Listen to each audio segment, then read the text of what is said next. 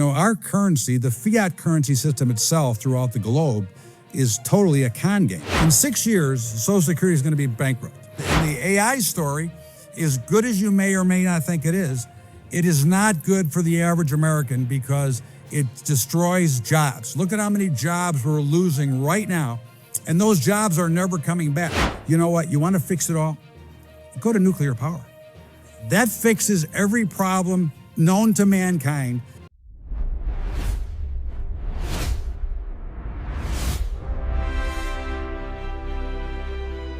Of using it as a currency again. Our currency, the fiat currency system itself throughout the globe, is totally a con game. It is a manipulation of the federal government and the Federal Reserve and the central banks around the globe that continue to manipulate the currency under no value. The biggest mistake we ever made was going off of, obviously, the Bretton Woods in the 70s. So now you've got these worthless fiat currencies that allow central banks to create new money out of thin air. And of course, that just creates more massive debt and more massive inflation. So what's somebody to do? Well, they have to find an asset class that actually maintains and keeps up with inflation, which I think silver and gold do. Bubba calls it a con game, but the reality is even scarier. It is the systematic destruction of the middle class through invisible inflation tax. If you want to know how to survive this financial reset and protect your family's purchasing power, make sure to hit that like button and subscribe right now. Well, you say today the average income is $70,000 in the US and the average house is $500,000, almost 7.5 times your income. That tells you nothing is keeping up with inflation other than precious metals. That's correct. And if you go back, let's go back even a little farther. Let's go to 1964. A 1964 quarter bought a gallon of gas. Okay. Today, a 1964 quarter would buy more than that same gallon of gas, because the gas in 1964 was 24 cents, 24.9. Okay. Today, gas is, let's say, $4. So that one quarter, which is actually now worth about $13 or $14, buys a lot more. So look at the appreciation of silver to the actual currency that we have to deal with here. So that's why these metals are going to continue to go higher, because they are holding their value. And if you owned only precious metals from 64, then your costs would not be any different than they were in 1964. Let's talk the dollar now, because you bring it up that the fiat system is the biggest con game in history. Now, what is your take on the US dollar? Because we know that since 2020 alone, it's depreciated 30%. Our purchasing power is dying. Yet, I was on the Grant and Gary Cardone show last night, and everyone in the room was uber bullish the dollar, saying it's still the best house on the block. We've heard it before. Nothing could replace the dollar. It's not going anywhere. Obviously, we've had 2 down years on the Dixie of the US dollar. So is it just one big illusion? I mean, is the dollar strong or not? Well, it depends on what you want to compare it to. The dollar is the strongest currency. Now, remember, here's why the dollar is so strong. This is the point that everybody misses. We owe so much money from our bonds. We owe so much money to China that our currency has to remain the reserve currency, because if anybody tries to take it away, then what would any business do or any company do? They would devalue the currency. Okay, so we have an interesting battle in this country between the exporters saying, well, we want a cheaper dollar so we can export more goods. And I go, well, what sense does that make? You're getting rid of things at lesser dollars. You want to give a discount on the product and use the dollar correctly. But the massive amount of debt that we have built, the Federal Reserve, which has totally screwed the country, okay? The Woodrow Wilson got conned by the Paul Warburg, by the Rothschild family, by the Rockefellers, and by J.P. Morgan. The con job that they made is only stolen the money from the American taxpayer. And I asked Joel Lippman, Professor Joel Lippman, he was on the call yesterday.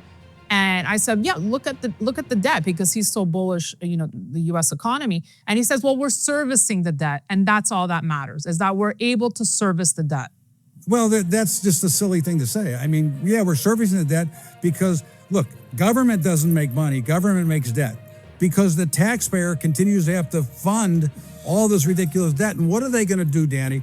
In 6 years, Social Security is going to be bankrupt.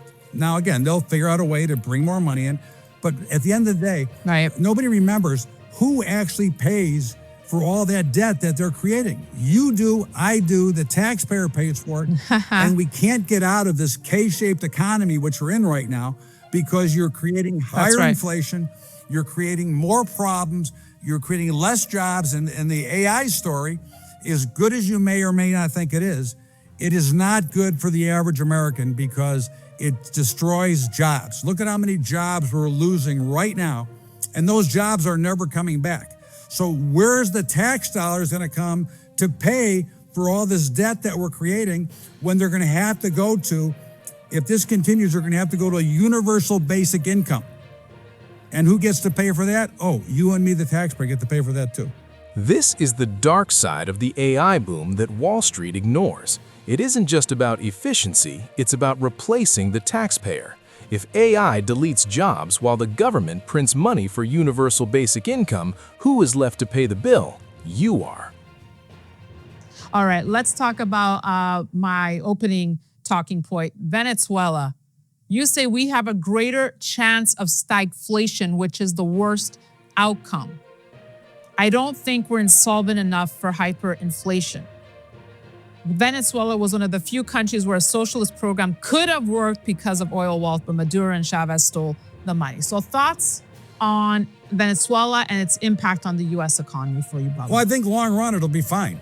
Look, at one point in time, as I said, Venezuela was perfectly capable of supporting the entire country in a good lifestyle because they had enough oil. But of course, Chavez and Maduro stole all the money and their family. And of course, now Maduro got captured. He's in jail, or he's going to be in jail. He's going to be in prison. But they destroyed that world because there's a couple of countries in the world that could live like that, and Finland being another one. But when it comes out and if it resolves correctly, and we can't take it over. I mean, President Trump says we're going to go in there and take it over. We can't occupy Venezuela. But if they got in a reasonable government into Venezuela and got rid of the thieves and the criminals, which is a big stretch because we know all about politics everywhere in the world, that there's always some criminals and whatever.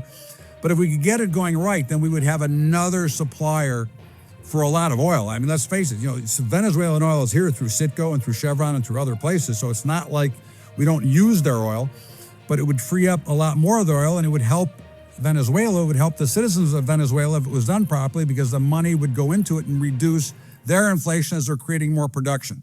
Unfortunately, it's a long way away and it's a long road to get there because of all the damage that has been done. I mean, let's face it, the kids that live there are eating out of garbage cans because they can't afford to buy anything.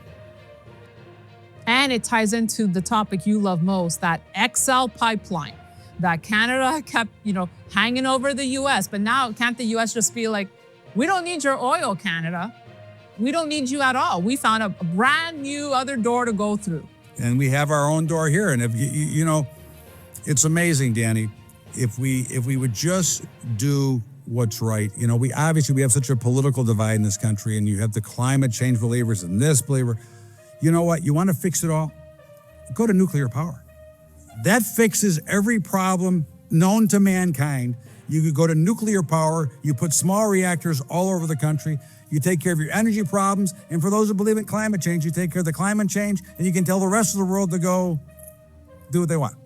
Well, what is the barrier, do you think? Why don't they want to do that? Well, first of all, you have the people that still remember 3 Mile Island that continue to cry and bitch, but the real truth is that the politicians can't steal enough money out of that. They can get enough out of solar, they can get enough out of wind, but there's not enough tax break and not enough graft that goes on in the nuclear power energy. There's the real answer if you want it, okay? Nuclear power. He just said the quiet part out loud. Bubba argues that the only reason the U.S. ignores clean nuclear energy is because politicians can't figure out how to steal money from it compared to wind and solar. It's not a science problem, it's a corruption problem.